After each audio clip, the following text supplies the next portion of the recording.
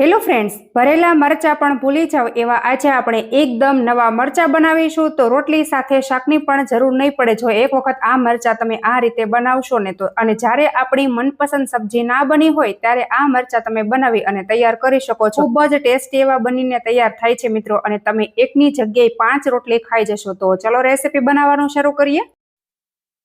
તો ચાલો એકદમ નવા મરચાં બનાવવા માટે અહીંયા મેં મોળા મરચાં લીધેલા છે. મરચાંને મેં એકદમ સરસ રીતે ધોઈ અને સૂકા કરી લીધેલા છે. ત્યાર પછી આ રીતે આપણે ચાકુની મદદથી મરચાંને કટ લગાવી દેવાની છે. અને જો તમારે એની અંદરના બીજ કાઢી નાખવા હોય તો તમે કાઢી પણ શકો છો, ઇવન તમે સ્કીપ પણ કરી શકો છો. પણ આ મરચાંની અંદર વધારે પ્રમાણમાં બીજ આવતા નથી એટલા માટે હું નથી કાઢતી. તો તમને કદાચ એવું લાગતું હશે કે મરચાંને ભરવાના નથી તો કટ કેમ લગાવવાના, પણ કટ લગાવવા ખૂબ જ જરૂરી છે, કેમ કે કૂક કરતી વખતે મરચાં છે એ ફાટે નહીં એટલા માટે મરચાંને આપણે કટ લગાવી દેવાના છે. તો અહીંયા મેં બધા મરચાંને એકદમ સરસ રીતે કટ લગાવી દીધેલા છે. તો ચાલો આ મરચાંને આપણે સાઈડમાં કરી દેશું અને આપણે એક મસ્ત મજાનો મસાલો બનાવીને તૈયાર કરવાનો છે, તો એ આપણે બનાવી લેશું. તો મરચાંનો એકદમ નવો મસાલો બનાવવા માટે અહીંયા મેં એક લીધું છે મિક્સરનું જાર. એની અંદર અહીંયા આપણે 1 ટીસ્પૂન જેટલી વરિયાળી ઉમેરી દેવાની છે. અને સાથે જ અહીંયા આપણે 1 નાની વાટકી ભરીને શિંગદાણા લેવાના છે, તો એ પણ આપણે મિક્સર જારમાં ઉમેરી દેશું. અને આખા ધાણા આપણે લેવાના છે, તો એ પણ આપણે ઉમેરી દેશું. તમારી પાસે ના હોય તો તમે આરામથી સ્કીપ કરી શકો છો. અને ત્યાર પછી અહીંયા મેં આખું જીરું અને રાઈ લીધેલી છે, તો એને પણ આપણે ઉમેરી દેશું. અને હા, હવે અહીંયા આપણે 8 થી 10 લસણની કળીઓ લેવાની છે અને થોડું આદું લેવાનું છે, પણ આદું મેં સ્કીપ કરેલું છે. તમારે ખાવું હોય તો તમે એડ કરી શકો છો, ઇવન તમે આરામથી સ્કીપ કરી શકો છો. અને ત્યાર પછી અહીંયા આપણે હવે મિક્સરનું ઢાંકણ બંધ કરી દેવાનું છે અને આને આપણે દરદરું પીસી લેશું. તો અહીંયા તમે જોઈ શકો છો કે આ રીતે મેં બધા મસાલાને દરદરા પીસી લીધેલા છે. તો હવે આપણે શું કરવાનું છે એ પણ હું તમને બતાવી દઉં. તો હવે જુઓ, અહીંયા મેં 1 વાટકી જેટલું મોળું દહીં લીધેલું છે. તો હવે આપણે આ દરદરી પેસ્ટ છે એની સાથે આપણે મિક્સ કરી દેવાનું છે અને ફરી વખત આને આપણે પીસી લેશું. તો હવે ઢાંકણ કરી દેશું બંધ અને ફરી વખત આને આપણે પીસી લેશું. તો અહીંયા તમે જોઈ શકો છો કે એકદમ મસ્ત મજાની આપણી દહીંવાળી પેસ્ટ બની અને તૈયાર થઈ ગઈ છે. જો તો બસ આને આપણે સાઈડમાં કરી દેશું અને હવે આપણે જઈશું ગેસ તરફ.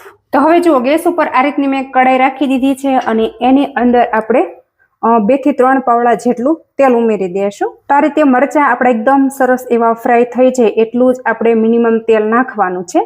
તો હવે જુઓ, તેલ ગરમ થાય એટલે 1 ટીસ્પૂન આપણે આખું જીરું નાખી દેવાનું છે અને સાથે આપણે હિંગ નાખી દઈશું. અને ત્યાર પછી અહીંયા આપણે મરચાં પણ ઉમેરી દઈશું. તો ગેસની ફ્લેમ આપણે બિલકુલ સ્લો કરી દેવાની છે અને સૌથી પહેલાં અહીંયા આપણે મરચાંને ફ્રાય કરી લઈશું. તો એકદમ સરસ એવા મરચાંનો કલર ચેન્જ થઈ જાય ત્યાં સુધી આપણે એને ફ્રાય કરવાના છે. તો મિત્રો, આ મરચાંની એકદમ નવી રેસીપી છે. આવી રીતે તમે ક્યારેય પણ નહીં બનાવી હોય, એક વખત તમે ચોક્કસથી બનાવીને ટ્રાય કરી જોજો મિત્રો. અને હા, તમે એકવાર આ મરચાં બનાવશો એટલે તમારે રોટલી સાથે શાકની પણ જરૂર નહીં પડે. અને સાથે જ અહીંયા આપણે ટેસ્ટ અકોર્ડિંગ મીઠું પણ ઉમેરી દઈશું. હલાવી અને મિક્સ કરી લઈશું.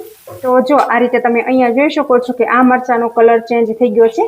તો આ રીતે આપણે સ્પેચ્યુલાની મદદથી તેલમાં એને પ્રેસ કરશું ને એટલે જો મરચાં છે ને એ આ રીતે શેકાઈ જશે. તો અહીંયા હું થોડી વાર ઢાંકણ બંધ કરી દઉં છું એટલે એકદમ સરસ એવા એ કૂક થઈ જાય. તો આપણે ઢાંકણ ખોલી અને જોઈ લઈશું. જો એકદમ સરસ મરચાંનો કલર ચેન્જ થઈ ગયો છે, તમે જોઈ શકો છો અહીંયા. અને ત્યાર પછી અહીંયા આપણે 1 ચમચી જેટલું લાલ મરચું પાવડર લેશું, ઉમેરી દઈશું. એકદમ પહેલાં તો આપણે હલાવી અને મિક્સ કરવાનું છે. જો અને ત્યાર પછી અહીંયા આપણે દહીંની બનાવેલી જે પેસ્ટ રાખી છે એ પણ ઉમેરી દઈશું. આનાથી આપણા મરચાંનો ટેસ્ટ ખૂબ જ સરસ આવે છે. એક વખત તમે આ રીતે બનાવશો ને એટલે વારંવાર તમે આ જ રીતે બનાવવાનું પસંદ કરશો મિત્રો. જો આ રીતે હલાવી અને આપણે મિક્સ કરી લેશું. તો હવે જુઓ, એક વખત આપણે હલાવી અને પ્રોપર મિક્સ કરી લેવાનું છે. અને આ જે દહીં છે એ બધું આપણું બળી જવું જોઈએ. તો એક વખત આ દહીંવાળા મરચાં તમે ચોક્કસથી ટ્રાય કરી જોજો. ખૂબ જ ટેસ્ટી, સાથે ખાવાની મજા પડી જાય ને એવા બને છે. તો બસ આમાંથી તેલ છૂટું પડી જાય ને ત્યાં સુધી પ્રોપર આને આપણે કૂક થવા દેશું. ઢાંકણ આપણે બંધ કરી દેશું. તમે જોઈ શકો છો કે એકદમ મસ્ત મજાના આપણા દહીં મરચાં બની અને તૈયાર થઈ ગયા છે. એકદમ ટેસ્ટી, લાજવાબ અને શાનદાર એવા.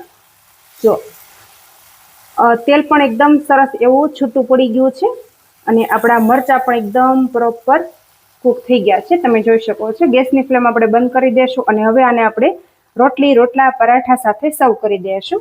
તો અહીંયા આપણા એકદમ મસ્ત મજાના ફ્રાય મરચાં બની અને તૈયાર થઈ ગયા છે. એને આપણે પ્લેટમાં એકદમ સરસ રીતે સર્વ કરી દઈશું. સાથે અહીંયા મેં ઘીવાળી ફુલકા રોટી સર્વ કરેલી છે, તો એ પણ આપણે સાઈડમાં મસ્ત મજાની ગોઠવી દેવાની છે.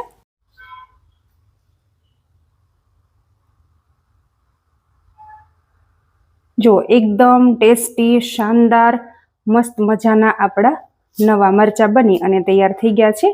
તો એક વખત તમે આવી રીતે બનાવશો ને એટલે તમને શાકની પણ જરૂર નહીં પડે. તો આવી રીતે તમે રોટલી, પરોઠા સાથે આ મરચાંને સર્વ કરી શકો છો. ખૂબ જ ટેસ્ટી અને શાનદાર લાગે છે. તો મિત્રો, આવી રીતે તમે મરચાં ક્યારેય ન બનાવ્યા હોય તો એક વખત આવી રીતે તમે ચોક્કસથી ટ્રાય કરી જજો. ખૂબ જ ટેસ્ટી એવા બને છે. તો એક વખત તમે આવી રીતે બનાવશો ને તો તમારે રોટલી સાથે શાકની પણ જરૂર નહીં પડે મિત્રો. તો આ રેસીપી તમને કેવી લાગી છે એ કોમેન્ટમાં તમારો ફીડબેક આપી દેજો. અને સાથે જ તમે મારો વિડીયો ક્યાંથી અને કયા શહેરમાંથી જુઓ છો ને એ પણ મને કોમેન્ટમાં લખવાનું બિલકુલ નહીં ભૂલતા. Thank you.